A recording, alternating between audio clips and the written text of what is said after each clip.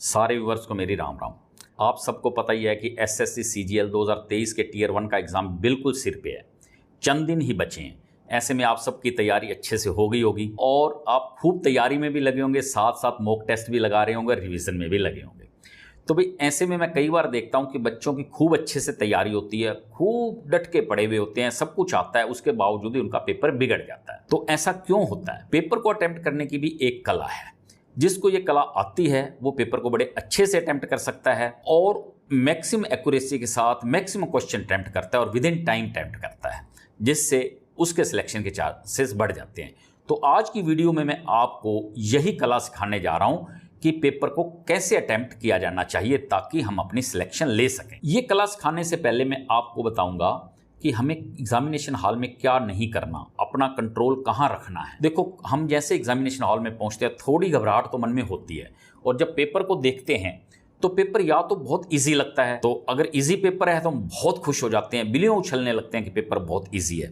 और अगर paper tough होता है तो हम बहुत परेशान हो जाते हैं कि पेपर बहुत टफ है। तो ऐसे में दोनों ही दशाओं में हमारा पेपर बिगड़ सकता है, क्योंकि ज़्यादा खुशी से हम सिली मिस्टेक्स कर सकते हैं और परेशानी में हमारा पेपर रह सकता है या बिगड़ सकता है। तो पेपर को देख के हमें बहुत ज़्यादा ना खुश होना है ना परेशान होना है, क्योंकि वो इजी है तो सबके लिए है और अगर वो टफ है तो सबके लिए है। तो हम पेपर कैसे अटेम्प्ट करें, ये कला सिखाने के लिए मैं आपको बताना चाहूँगा कि हमें पेपर इस ढंग से अटेम्प्ट करना चाहिए कि मिनिमम टाइम में मैक्सिमम क्वेश्चन अटेम्प्ट हो सके, मैक्सिमम एक्यूरेसी आ सके, ताकि हमारी सिलेक्शन हो। और उसको कैसे किया जाए ये बताने के लिए मैं आपको बताऊं कि आपका पेपर 1 घंटे का होगा, यानी 1 घंटे में आपको पूरा पेपर करना है। और पेपर में इंग्लिश, मैथ्स, जनरल नॉलेज और रीजनिंग, ये 4 सब्जेक्ट्स पे 25-25 क्वेश्चन आएंगे, यानी टोटल होंगे 100 क्वेश्चन और टाइम मिलेगा 60 मिनट्स। और हर क्वेश्चन होगा 2 मार्क्स का, यानी 100 क्वेश्चंस के 200 मार्क्स होंगे और आपको ये 100 क्वेश्चन 60 मिनट्स में ही करने हैं। आपको लगता होगा कि समय बहुत कम है, लेकिन ऐसा नहीं है।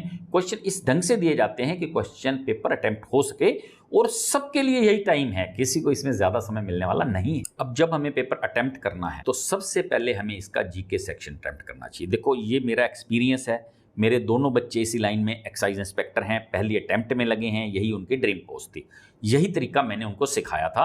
तो यही तरीका मैं आपको बताने जा रहा हूं कि सबसे पहले हमें जीके सेक्शन अटेम्प्ट करना चाहिए। और जीके सेक्शन जैसे आप पढ़ोगे, या तो क्वेश्चन आता है या नहीं आता, आता है तो मार्क कर दो, नहीं आता तो उसको क्विट कर दो। और अगर कोई डाउट है तो आप फिर थोड़ा सा आइडिया लगा के उस क्वेश्चन को कर दो, यानी 5 मिनट में हमें जीके सेक्शन पूरा करना है। अब इसके बाद हम आएंगे इंग्लिश सेक्शन।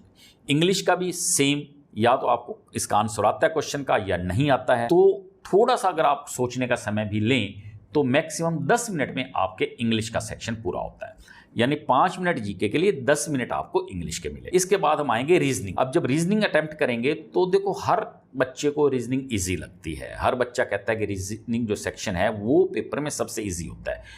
तो फिर भी हम इस पे 15 मिनट का समय देंगे ताकि रीजनिंग का पेपर 15 मिनट में सोच समझ के सही तरीके से कर सके। अब हमारा टाइम खर्च हुआ 30 मिनट और पेपर अटेम्प्ट हो गया 75%। अब जो 25% पेपर बचा है, सिर्फ मैथ का सेक्शन बचा है जिसके 25 क्वेश्चन है, उसके लिए हमारे पास समय है 30 मिनट, यानी एक क्वेश्चन के लिए 1 मिनट से भी ज्यादा टाइम, जो मोर देन सफिशिएंट है। तो मेरे हिसाब से हमें मैथ सेक्शन पे 30 मिनट ना लेके 25 मिनट लेने चाहिए। और 25 मिनट में जो क्वेश्चन आता जाए उसके करते जाओ। जहां लग रहा है कि इस क्वेश्चन में मेरा समय ज्यादा लग रहा है या मैं अड़ रहा हूं, तो उसको फिलहाल स्किप कर दो, उसको बाद में देखेंगे। आपने किसी भी एक क्वेश्चन पे जिद में आके या किसी और रीजन से समय वेस्ट नहीं करना है। आपको 25 मिनट में इस पेपर को पूरा करना है। अब आपके 55 मिनट्स में आपका पेपर पूरा हो गया। अब आपके बचे 5 मिनट। तो ये आप समझोगे इस 5 मिनट का क्या करें, इसके बहुत सारे, एक तो आप इसमें रिवीजन कर सकते हो, जो स्किप किए हैं क्वेश्चन उनको अटेम्प्ट कर सकते हो, या किसी सेक्शन में मान लो 1-2 मिनट फालतू लग गया तो वो टाइम भी यहां कवर अप हो सकता है। मीन 60 मिनट में आपका पूरा पेपर आराम से अटेम्प्ट होता है। अब देखिए, जो क्वेश्चन हमने स्किप किए हैं या जो क्वेश्चन नहीं आते हैं उसका हम क्या करें।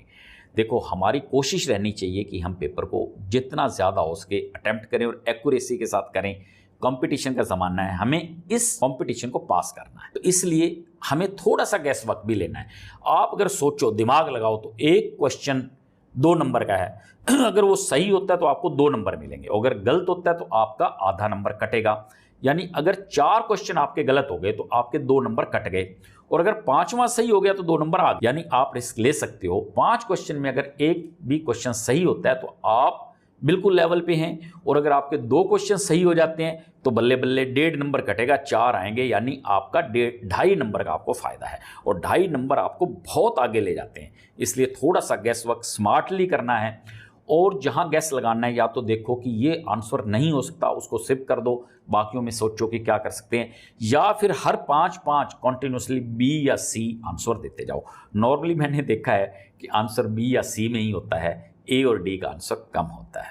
तो ऐसे में मुझे पूरी उम्मीद है कि आपका 5 में 1 क्वेश्चन तो ज़रूर ठीक हो जाएगा, मीन आप लेवल पे तो हैं, और अगर 2 ठीक हो जाते हैं तो आप 2.5 नंबर हर 5 क्वेश्चन पे फालतू ले सकते हैं।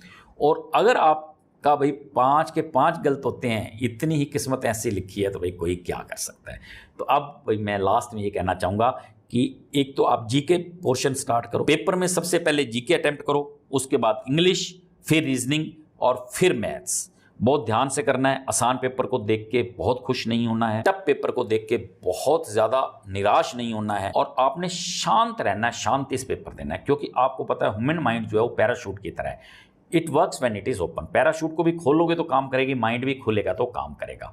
आप बहुत ज़्यादा खुशी रहोगे या बहुत ज़्यादा परेशान हो जाओगे तो माइंड प्रॉपरली काम नहीं कर पाएगा। तो इस ढंग से अगर आप पेपर अटेम्प्ट करोगे तो मुझे पूरी उम्मीद है कि आपको सिलेक्शन ज़रूर मिलेगी।